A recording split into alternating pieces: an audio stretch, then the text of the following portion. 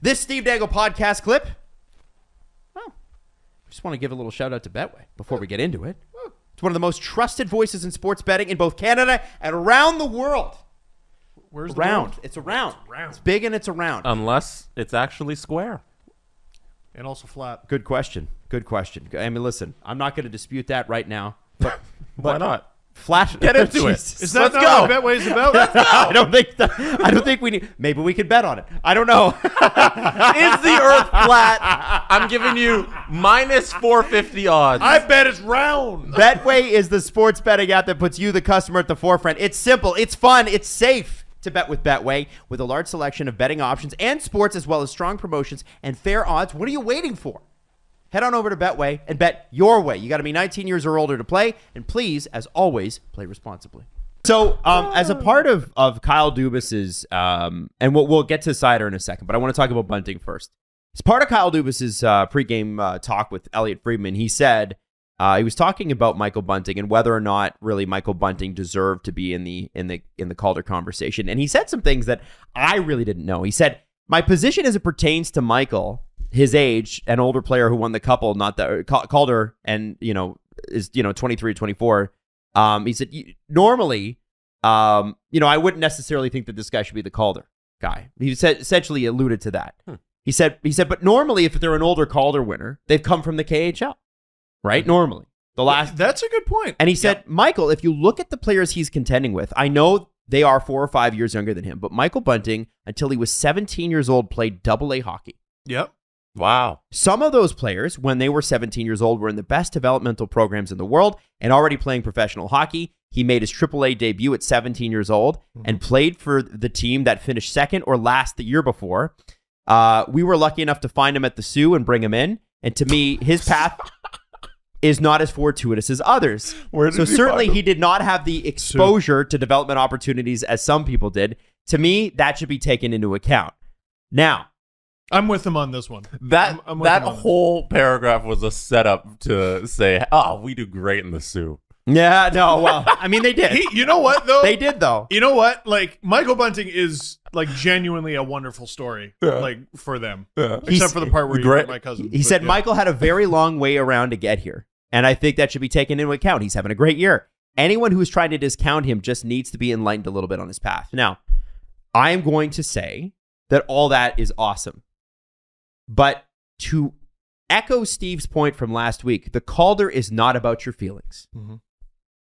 And that story makes me feel warm and fuzzy, but it is completely irrelevant as it comes to the Calder conversation.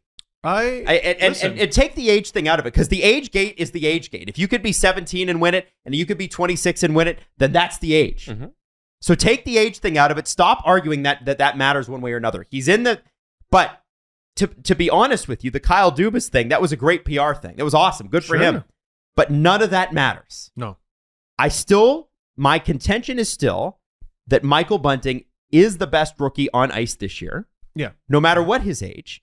And that's not to take away from Seider or Lucas Raymond. But, some of the arguments that were thrown at us from Detroit Red Wings fans, well, Seider plays 23 minutes a night. Well, who else will? So Seider's got 37 points. Who else is going to score? Someone's got to score. It's not that he's not good. It's not that he's not going to be dominant. But who's got the best one this year? And I wanted you to see this, Detroit fans, and know that despite all of the wonderful things that Kyle Dubas laid out in that resume, it's immaterial. Immaterial. So I wanted to throw out a few things there with Mo, because there was something I said in particular that Red Wings fans are like, what are you talking about? And it's valid. Okay, all right. I said he was slowing down. Yeah. No, he is not. Like, not in terms of production. What I was alluding to is he had a few tough games in his own end recently. Like, he had a game where he was a -3. Asterisk on that. Alex Nedeljkovic. Dude. What if there's a Mrazek for Nedeljkovic deal that can be made? And we just see if we can make it a wash. Like, holy smokes, is he unbelievably bad? So that would be hurting Mo. And I think Mo Seider does get a bit of a boost from playing defense, right? So, like, if he's tied in points with Bunting or Lucas Raymond, it's impressive. You give him the tiebreaker because he's on D. Like, that's wild. Right.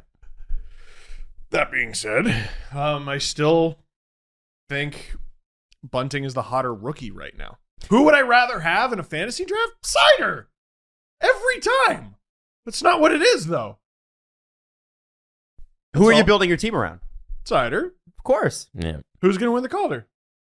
Right now, Bunting. In terms of teammates as well, if you look at the lineups, Bunting obviously plays with Matthews and Marner, and Mo, he plays with essentially 5 defensemen who aren't even close to the quality of him. You know, it's like he doesn't have the support around him, and Detroit fans are giving him a boost because of that, and they're taking away some from Bunting and Matthews. But I don't or Bunting, Marner and Matthews, because they play with Bunting. But like, I don't know if that's fair. Like, it's just about the individual's performance. It's not about the team around it's not about the support that they receive in terms of putting up their production. You have to look at kind of the guy in the vacuum for the individual award. Yes. That's what it is. Because if we're going to do what they're doing with, well, you got to look at the situation. Bunting won that job Over Nick Ritchie, yeah. Yeah, they didn't arbitrarily throw him in there. The Leafs signed another guy to more money. He didn't work. So, like, the notion that playing with Matthews and Marner is a given that you'll be successful is not true. Well, didn't Ritchie get 10, 15 games? Yeah. He got the whole start of the season. And like preseason? And to me, it boosts Bunting because that means he's a first-line quality player. Yes. Is that not more evidence that he's a better performer because he can play on the first line? Dude. And I get Seider's a first-pairing defenseman, but Bunting's also elevated his game to that point. So you shouldn't take away where they're playing and their teammates. That doesn't take away from their Calder eligibility, you know? Kerfoot was in the top 6. Mikheyev really wanted a spot in the top 6. Bunting got bumped down to the 4th line when he had a little slump, and then he scored while he was on the 4th line. And a situation presented itself. He stole that spot. So he wasn't arbitrarily handed it. He won that. So I don't think him playing with Matthews and Marner should hurt him. Now, here's a voice that I think some people would be surprised to hear from in the Bunting conversation. Call him at tsn.ca. Travis Yost. Bunting deserves the Calder this season. Hey, all right, Travis. Now, Travis, I'm not gonna go into it too much, but I think you should read it. He's putting Michael Bunting on, like, in terms of goals above replacement. Okay, just in the last 10 years, I'm just going to use this, cherry pick this one stat, but read Travis's article. It's long and it's in depth. In the last 10 years, here are the people that have won, and here's what their goals above replacement have been. Okay, 2011, Gabriel Landeskog, 11.5. 2017, Matt Barzal, 20.7. Are you sure it's not games above replacement? Goals above replacement. Oh, okay. Yeah. Yeah.